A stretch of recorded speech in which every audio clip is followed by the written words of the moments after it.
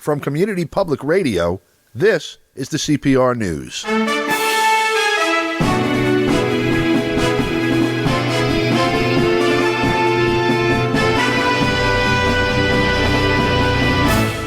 From New York, I'm Don DeBar. Today we go to Moscow to speak with analyst Mark Sloboda. We're going to discuss what's going on in and around Ukraine again and sort of update what's happened in the past week since we last spoke. And our beginning point is an article that's in Newsweek on the 12th, dated by William M. Arkin. It's entitled "How U.S. Intelligence Sees Russia's Behavior After Bucha." Don, we spoke about thanks Bucha for having me. It's always an honor and a pleasure to be with you on CPR. Our pleasure.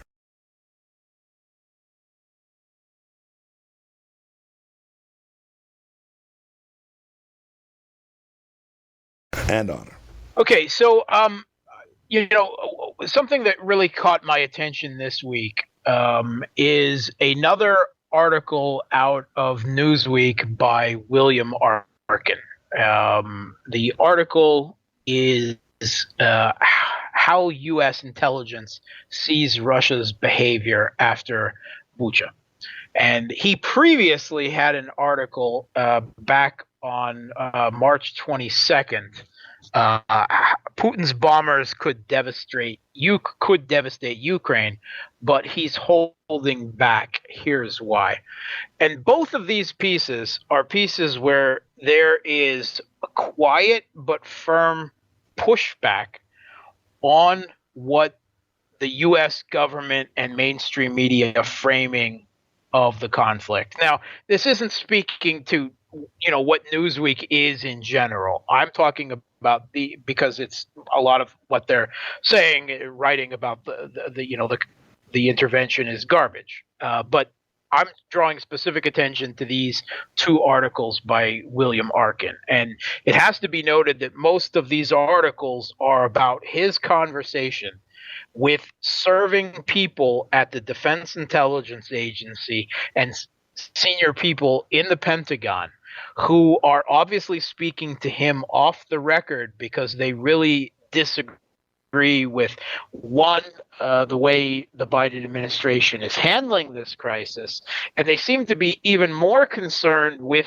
the general hysterical tone of the media and government narrative on this. Gotcha.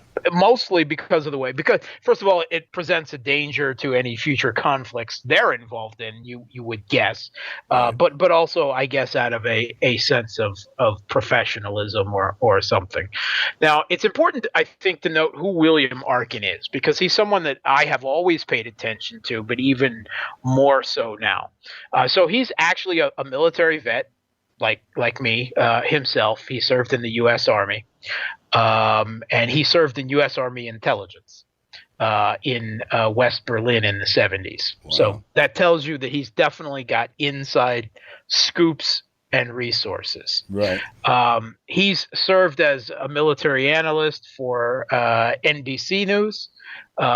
He has also written for the Washington Post, the New York Times, the L.A. Times. Right. He's been a fellow at the Kennedy School of Government at Harvard.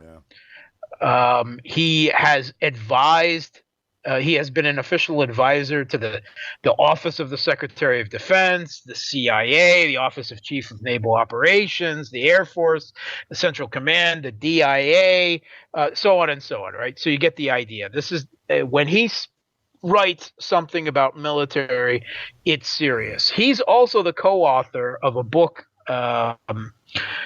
in 2010 with Dana Priest called Top Secret America. And this is actually something that I think anyone who studies security, intelligence, anything should have read. And it talks about the blow up of the U.S. national security state, particularly after 2001. And how it just become this complete behemoth with its own, universe inside, basically. And it's a really important book, I think. So when he did started also- talking about Ukraine, I started paying attention. Yeah, he also, just as an aside, he also co-authored 4 volumes of the Nuclear Weapons Data Book series for the NRDC, for the Natural Resources Defense Council, which are reference books on nuclear weapons. The second volume revealed the location at the time he published it of all U.S. and foreign nuclear bases worldwide. And Reagan wanted to prosecute him for revealing those locations of both American and Soviet nuclear weapons because of the reaction, political reaction that it engendered with people realizing they got this stuff right next to them. Yeah. He's also one of the first ones to talk about the U.S. use of cluster bombs in Iraq after the Gulf War. So he's a serious guy, right? And whatever he says, I mean, that doesn't mean you have to agree with him 100%, but it certainly means that he's got a lot of inside resources, and when he says something, it's measured. Right. Understood. Right. All right. So, he starts in this article, and he starts talking about, we talked about it last week, about the Bucha effect. And he is talking to U.S. defense intelligence and military people. Basically, it's on the record, but anonymously.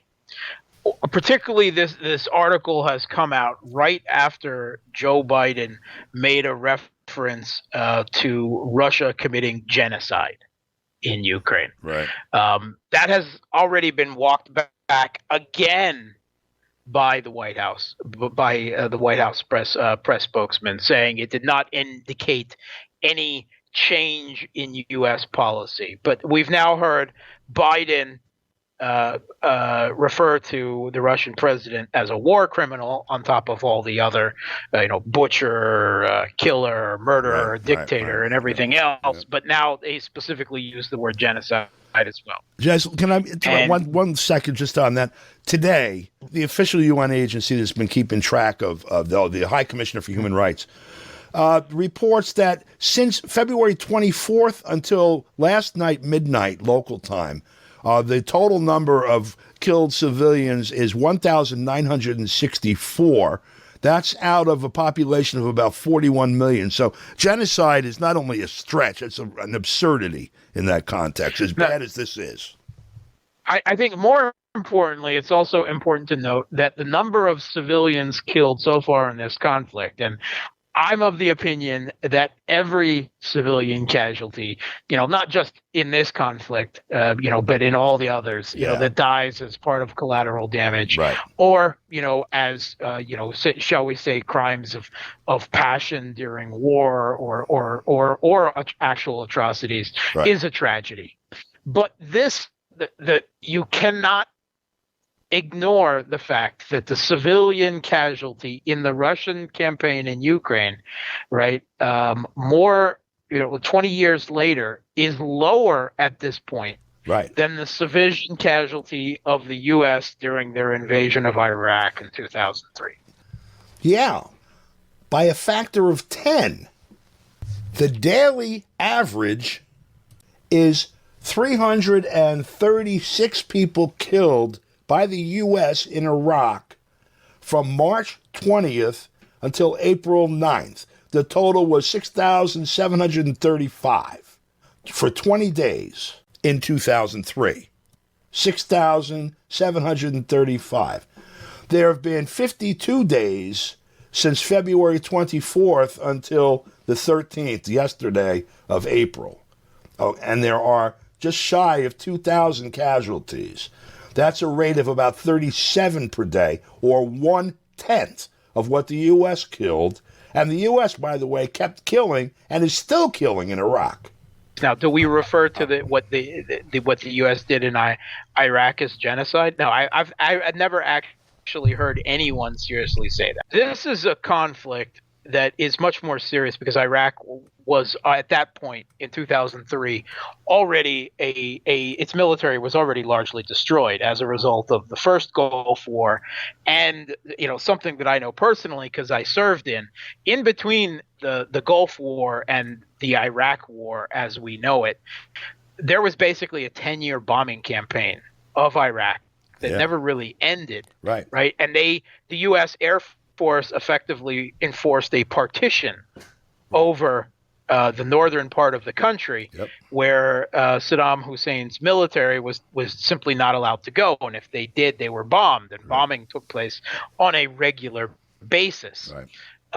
So it was not at that point any type of serious competition. Whereas when we talk about Ukraine, Ukraine has on paper a regular armed force of 250,000.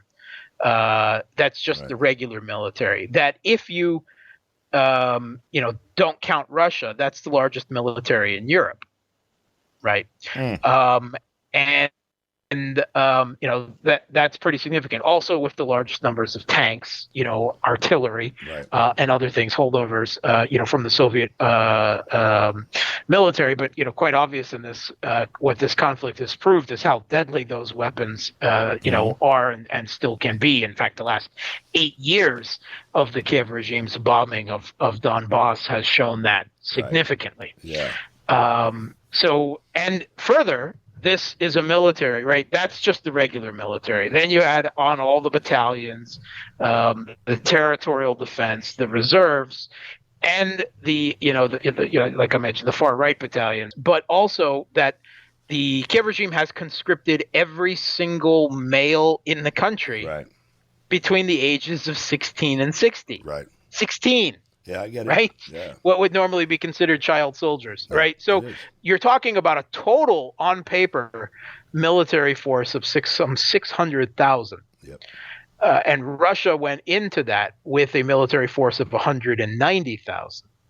Now, usually when you are the attacker, right, it is wise to have odds of somewhere between 3-1 and 6-1. Right. That's it. Unless there is a huge technological advantage, and there's no question that Russia has an equipment advantage over Ukraine, but it is nowhere far above the advantage compared to, say, the U.S. had over Iraq in 2003. Right. And this is a military that has, for the last 7 years, been trained by NATO, by numerous NATO countries, pretty much endlessly, and been armed by them and been funded and propped up by them. So this is a NATO-trained military for the last 7 years. So it is, in the words of this article, a peer competitor. Right, obviously less than, but not something completely out of the ballpark. Right. So, describing what has been happening with these accusations of atrocities and the conflict in general, a senior official with the Defense Intelligence Agency, the DIA, tells Arkin, "It is ugly, but we forget that two peer competitors fought over Bucha for 36 days, and that the town was occupied. That Russian convoys and positions inside the town were attacked by Ukrainians, and vice versa. That ground combat was intense, and the town itself was literally fought over." And then they go on to say, "I'm not for a second excusing Russia's war crimes, right? Nor forgetting that Russia invaded the country. But the number of actual deaths is hardly genocide. If Russia had that objective or was intentionally killing civilians, we'd see a lot more than less than 0.01% of the population killed in places like Bucha." And what he's talking about there is the number of there isn't a affirmative number of how many bodies there are in Bucha, of how many people died, but the number that is repeated most often is 310. Right. Some 416 in the wider area north of Kiev, but 310 there. The population of Bucha is 37,000. Right. 310 people died. And what he is noting there by talking about it being fought over for over a month by two peer competitors that were going toe to toe in this town is the fact that most of those killed died as a result of collateral damage of the conflict raging between the two of them, right? Again, a tragedy, whether it was our Ukrainian artillery or Russian artillery or tanks or whatever. But, actually, when they are referring to mass graves in the media, what mass grave they're actually talking about, this was dug after the battle was over and Russia had officially taken over and occupied Bucha. This is the people that were the collateral damage from that conflict, right? Russia oversaw the burial of bodies there. So that's quite different. People killed in a collateral damage between militaries, and that, by all accounts, is the majority of those 310. Now, there are others that were not that. There were obviously some bodies that took place after the initial occupation and since then, either before or right after the Russian military forces pulled out. And the New York Times did point out that on the particular road that the Kiev regime forces drove journalists down on April 2nd to present this atrocity, that there was actually artillery shells. And by all accounts, the people that had fallen off bikes and the like and died right there walking on the street, that some of those deaths were artillery. Right. And in that case, if it happened after the Russian occupation, that would be Kiev regime artillery firing at Russian forces in the city, which would be almost certainly unintentional. Right. That would have been more collateral damage. Right. Now, there are at least, I don't know, a dozen, 2 dozen, we don't have a specific number, though, that they had their hands tied behind their back, and it appears that they were killed while prisoners. Right? That could be a dozen, it could be 2 dozen. I think that is actually to the heart of the matter. Out of those 310, we narrow it down to some bodies. Now, I do not discount at all that the Russian military, or should we say some members of the Russian military might have killed some civilians in Bucha. That happens in war, right? We've heard numerous incidences of the U.S. in Afghanistan, U.S. military taking members of the military, I should say, taking trophies of the Afghan civilians they killed, right? I mean, that stuff happens when you put young men in a war situation like this. But that kind of picture already narrows it down, that you're not talking about a demonstrative practice of genocide or butchery or barbarity by the Russian military. You might be talking about a few isolated instances, and then of soldiers that go way over the line and should be investigated and held accountable by the Russian government or by any international investigation, or better off between the two of them. Now, but we also talked last week about the fact that the Ukrainian police then announced on April 1st, the day before the atrocities were reported and first made public, some 4 days after the Russian military had withdrawn on the 30th of March, that the Ukrainian National Police officially announced a cleansing operation in Bucha, specifically, they said, of Russian collaborators. Right. And the white armbands that you saw so many of those people wearing, so many of those, dozen or 2 dozen bodies, that is a signifier of the Russian military or of people working with the Russian military. It means, this is a friendly, don't shoot. The Ukrainians are wearing blue and yellow armbands, the Russians white and red in different circumstances. And we talked last week about this video that was uploaded by the Boatsman Boys, a territorial defense battalion that was part of this cleansing operation that was officially announced, right? It cannot, it was announced on TV, it was announced in the media, it was announced online, and in this video, it shows a couple members of the boatsmen boys, obviously patrolling through Bucha, looking for people, and one of them says, "Hey, there's some people without blue armbands. We can shoot them." Right?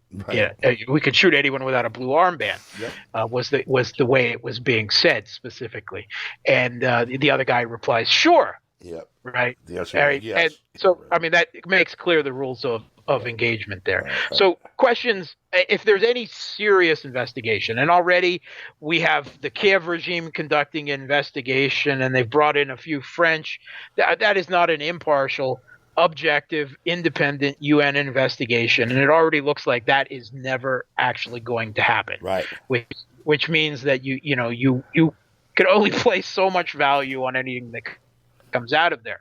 But any serious investigation would be ask the Ukrainian police and the government, how many collaborators did you find? Right. In this cleansing operation, and what exactly did you do with them? Right. So there is a very real possibility that at least some, if not the majority of this dozen or 24 bodies that were not collateral damage in Bucha were actually killed by the Kiev regime forces.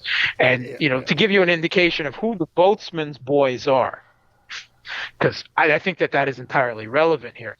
The boatsmen boys are led by a character by the name of Sergei Korotkik, who is actually a Belarusian born member, right?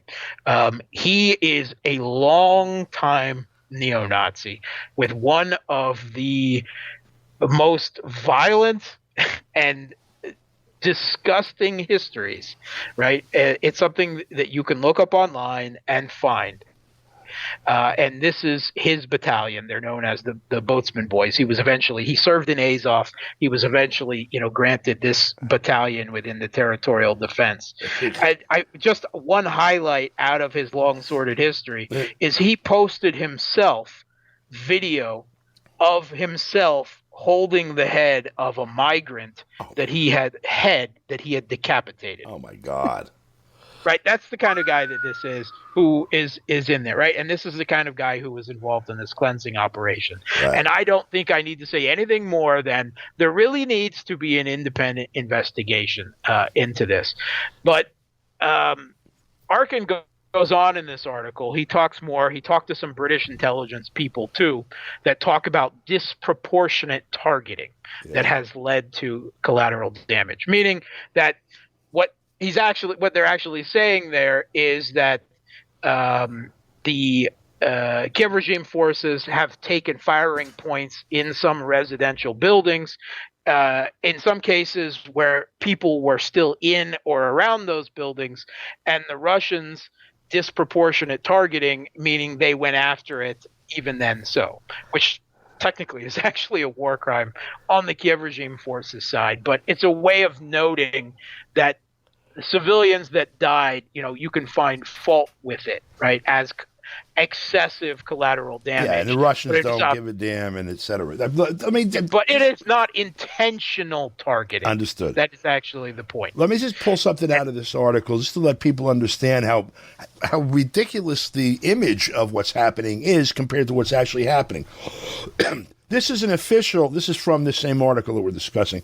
An official in President Zelensky, Ukrainian President Zelensky's office, the actor guy, named Mikhailo Podolyak, whatever. He said NATO and the U.S.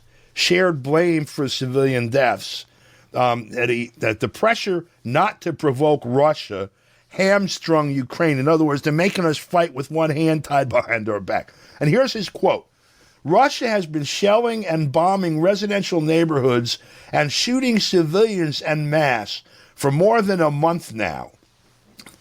He said the result of holding back support was the anti-humanity towards Bucha and other places. In other words, he said 300, here it is, hundreds, thousands murdered, torn apart, raped, tied up, raped, and murdered again. I don't know how you do that. Raped, died, murdered, raped, Right. murdered again.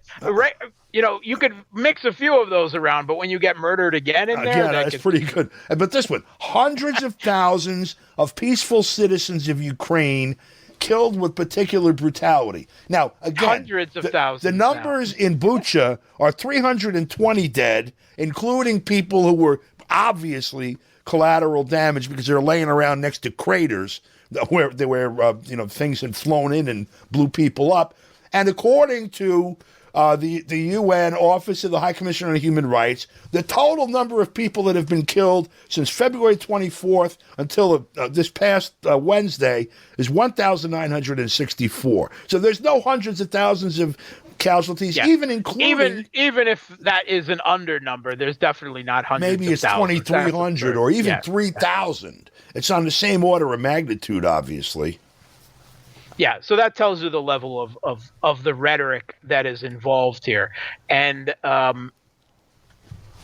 here at the end, Arkin of the article, Arkin brings up again the scope of this whole thing and the narrative. And I think it's worth reporting. Yeah. And he says, talking about the true number of dead, civilian dead in the country so far. It's bad, the DIA official says. Well, actually, it's not as bad as Iraq, first of all. Right.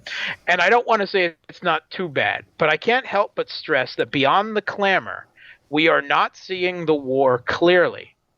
Where there has been intense ground fighting, most of it urban combat, where the Ukrainian military retreats into their own cities and effectively uses at least the residential buildings, if not some of the people inside them, right, as shields. Right. All right. Which it basically always happens when you are the defender, unmatched defender in a military situation. To be fair, all right. Where there has been intense ground fighting and a standoff between Ukrainian forces, the destruction is almost total. But in terms of actual damage in Kiev or other cities outside the battle zone, and with regard to the number of civilian casualties overall, the evidence contradicts the dominant narrative. So and there's a previous article I also recommend by Arkin, and that's Putin's bombers could devastate Ukraine, but he's holding back. Here's why. And he talks basically about the same thing early on, and how Russia is actually showing restrained use of their bombing, of their air force, that this was not a shock and awe campaign like, say, the U.S. conducted in Iraq, and also that they were restricting, as again, not completely not using, but restricting the use of the Russian military's primary asset, which is heavy artillery. Right. And that was actually, for the intention of avoiding civilian casualties as much as possible, but also to avoid, at least in the beginning, Ukrainian regular military casualties when they had hoped that the majority would surrender quickly, which obviously didn't happen. Yeah. We got like a minute left or whatever, but the two things that occur to me, number one, if you look at it, according to this article, the U.S. DIA estimate that number, say, of about 2,000 casualties that the UN says might go as high as 5 times as much that. So let's say it's 10,000, granting that, and understanding that DIA is engaged in an information war, and so probably they're inflating what their own estimate really is. But whatever, it's at 10,000. That 10,000 in 2.5 months is exactly how the rate of people that were killed in shock and awe from March 20th to April 9th, which is not even 1 month. And that was 6,700 people in Iraq. That was the U.S. killing in Iraq. And by the way, before that shock and awe, for 10 years, not only did they bomb that country, they admitted that they starved to death 400,000 women and children. And when asked about it, the former Secretary of State said it was worth it. So it's kind of tough to see these people try to hang a badge of barbarity on Russia over this particular war, and we're kind of out of time. Great. All right, Mark, Yeah. thank you very much. It's a pleasure as always. Thanks for having me, Don. And that's all the news we have for you right now. For Community Public Radio, I'm Don DeBar in New York. Thanks for listening.